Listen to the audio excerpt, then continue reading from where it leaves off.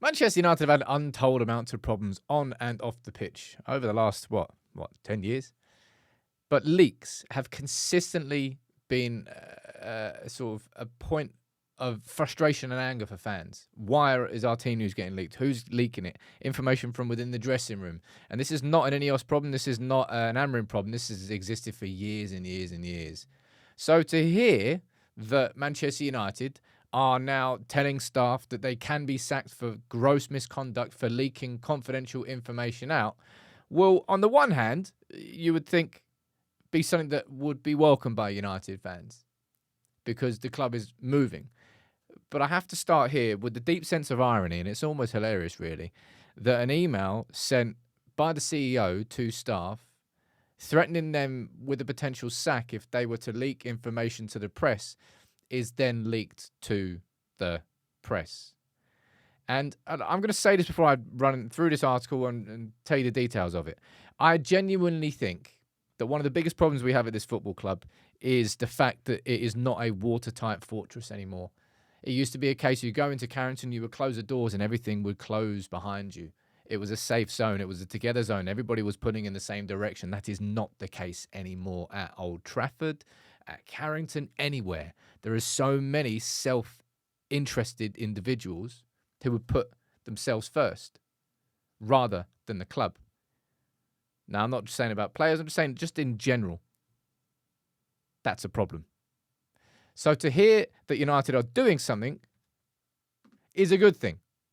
Is this going to be the thing that solves it? Well, I don't really know. I'm going to run through what the article says, all right? Manchester United chief Omar Barada has launched an investigation into Old Trafford leaks and has warned staff in a bombshell email that revealing club information will be considered gross misconduct. And look at that down there. Barada sent the 580-word email. It's so specific. They just sat there and read the whole thing, haven't they?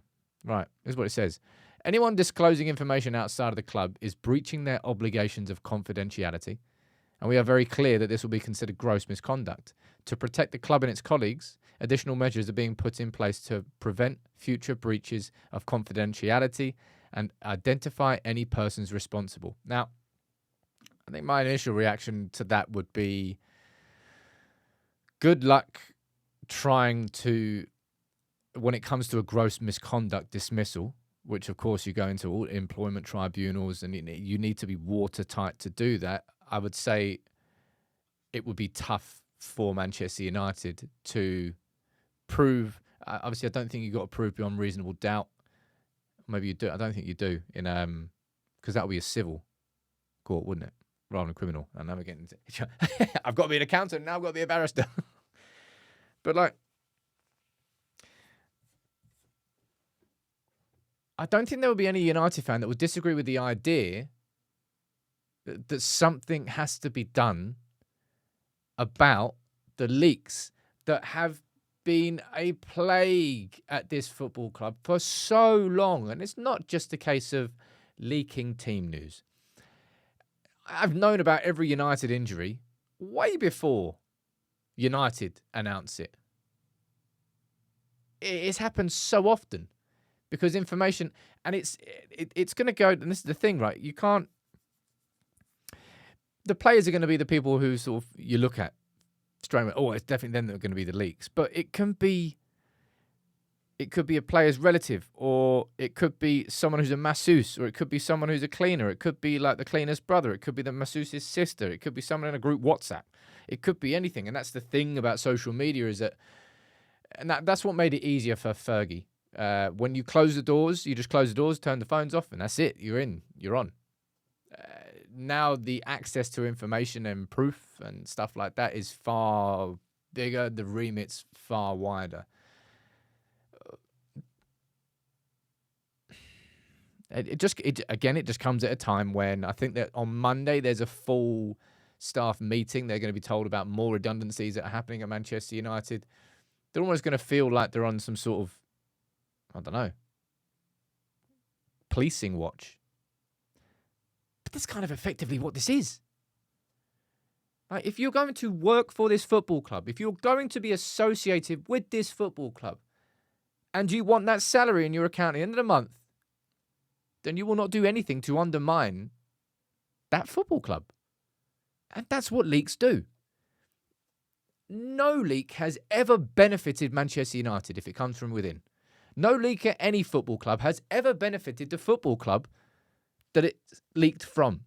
It benefits the newspapers. It benefits the gossip. It benefits the fact that it undermines the club itself by the information being leaked. And I will go back to that. That deep sense of irony that exists that this email, this 580-word email, very precise, read it enough times, has been leaked, that Barada sent.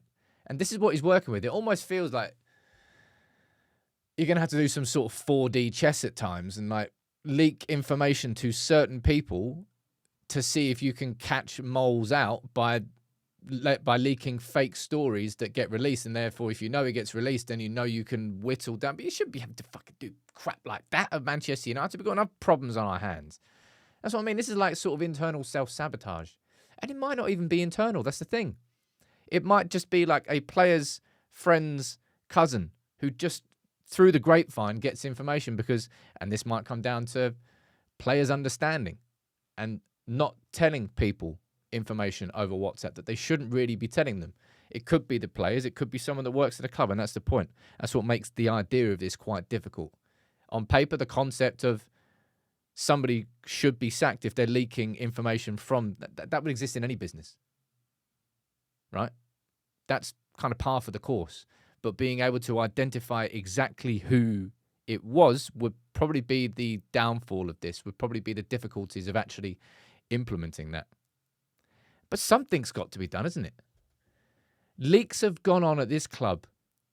And I can't speak for any other football clubs because I don't care about other football clubs. I don't follow other football clubs in the same way I follow United. So I don't know if they are beset with problems of team news being linked. Sometimes the night before the FA Cup, the whole team starting 11 was leaked. We all knew about Ahmad's injury a week before the club announced it. Maybe not a week, but a few days. Martinez, you find all this information out before the club announces it.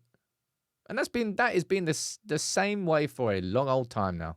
So I want to know what your thoughts on this are. Again, is it too extreme for you? The idea that the threat of sacking would exist if somebody's leaking information. I think that in itself, no, I don't think is too extreme. But I think that you would run into difficulties in being able to prove beyond reasonable doubt, and maybe it's not beyond reasonable doubt, as I said before. I don't know the intricacies of it. But that just reeks of employment tribunals that will come off the back of it. But something has to be done about the leaks. Unless you've got United, everybody in United they all have to be pulling in the same direction. And leaks just undermine that. Let me know what you think.